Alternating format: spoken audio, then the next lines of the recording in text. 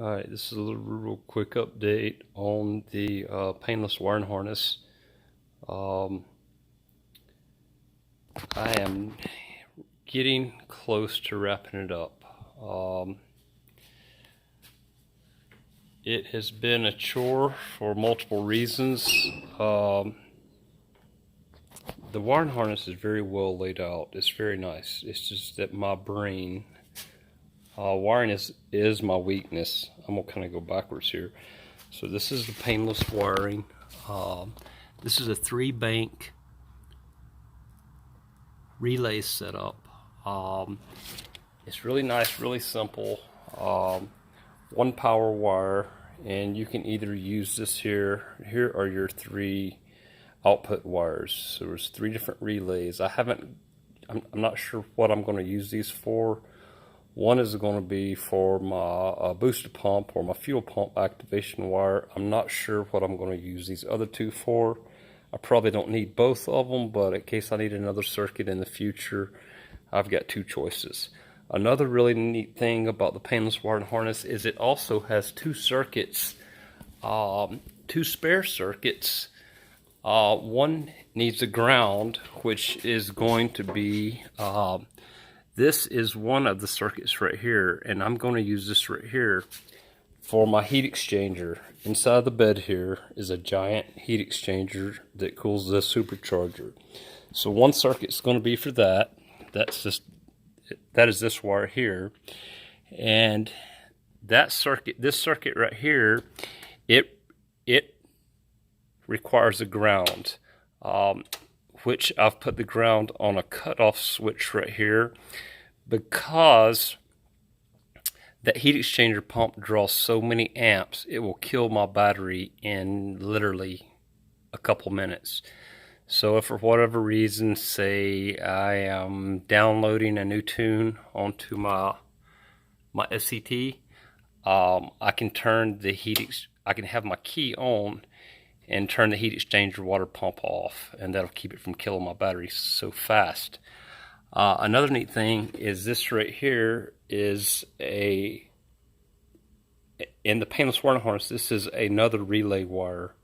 This is fused and relayed for whatever you want to run, lights, I don't know, whatever you want to run.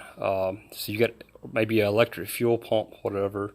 So you have this circuit. So I've got 4 extra circuits, well, 5 extra circuits counting this, because of the 3-bank relay there. And I'm just very pleased with it. It's taken me a lot longer than what I thought. You got to remember, this truck is all custom. I'm running a GM style steering column. I've had to figure out, where's it at? Let's see. Okay, here is so I'm having to go from the Ford truck wiring harness to a GM steering column. So, I had to look at wiring diagrams to figure this out. The whole back end of the truck is wired up. The reverse lights are wired up, which is very nice. Everything on the back end is done. It's all neatly in loom underneath the back of the truck.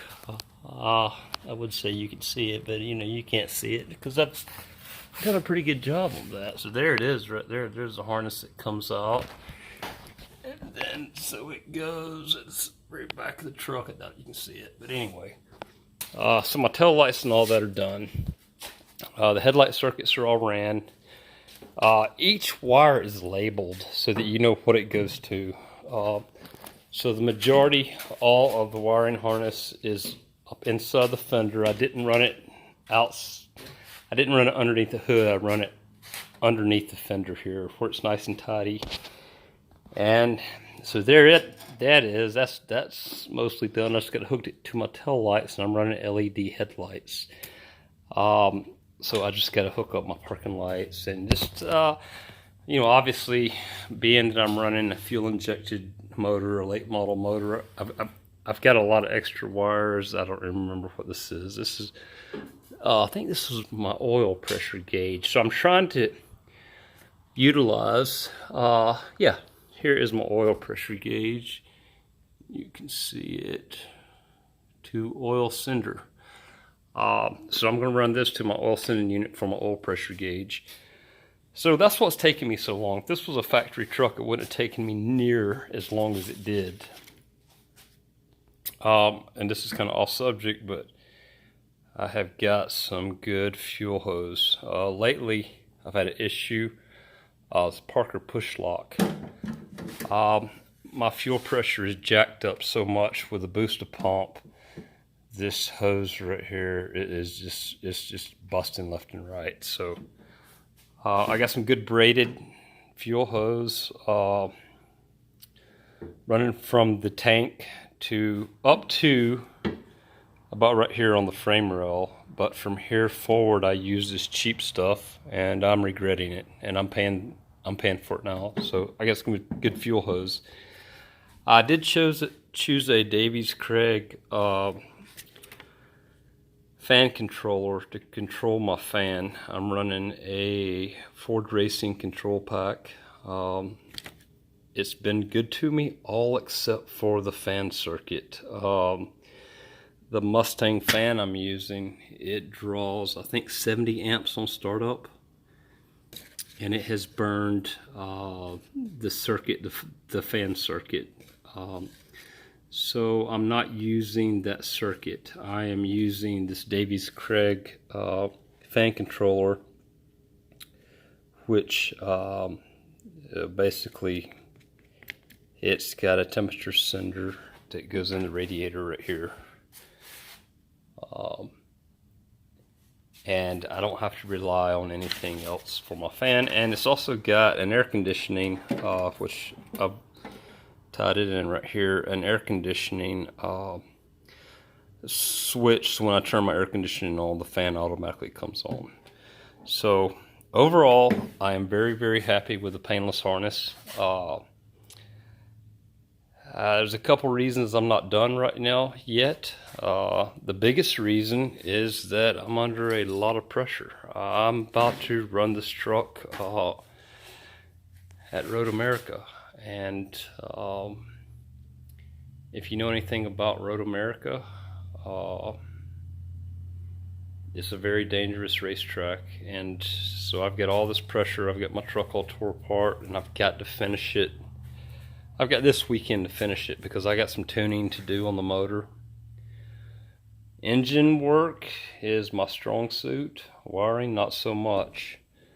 But I'll get it. It just takes me a little bit longer than it does the average person. The wires are all labeled out. It's just the way that my brain operates. I can mic all the engine parts of a motor, work on that so much better than I can wiring. But I'm just kind of a do-it-all kind of guy, and I will get it. It's just going to take me a little longer. And because this truck has been so highly modified, doesn't make it easy.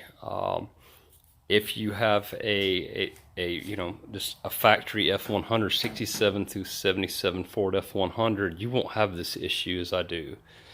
I'm having to basically pick and choose. Well, do I want to use the factory wire, or do I want to use a wire that I had ran previously? And you know, it just kind of screws with your head. All my gauges, you know, this is a whole nother mess. But anyway, I'm running, I think I've got 10 different gauges in this truck. Everything. I mean, I've even got even on my heat exchanger in here, I've even got an inlet and an outlet temperature on my heat exchanger, where I can monitor how hot the water is coming off of the supercharger and how hot it is whenever it exits the heat exchanger. I've also got a oil temperature gauge, which is unusual. I've got a wideband gauge. I've got a lot of gauges that most people will not run. I have a fuel pressure gauge, which is right here.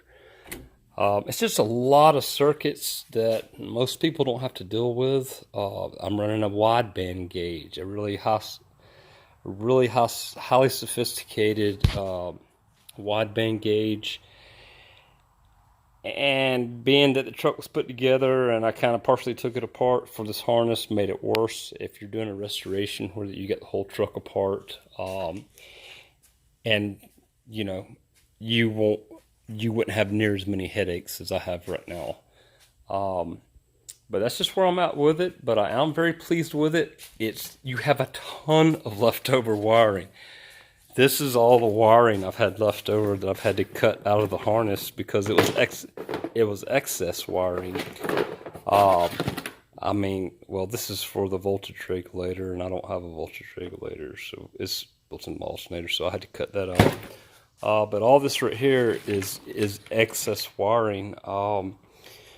You will not be short on your wiring.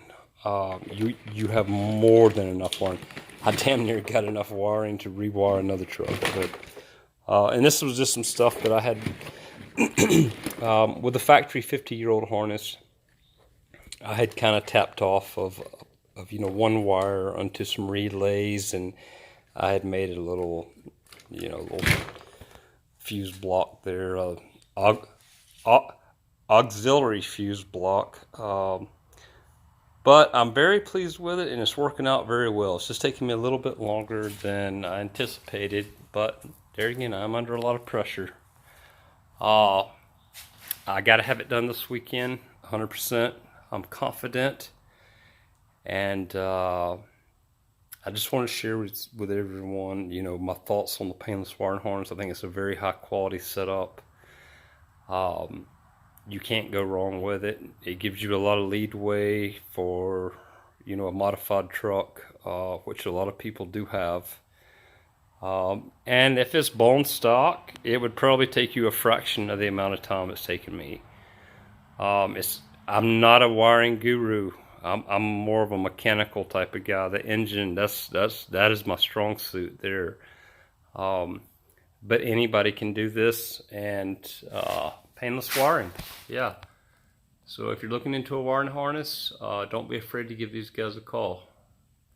And I will make another video real soon once I have it up and running and show you all the working circuits. See ya.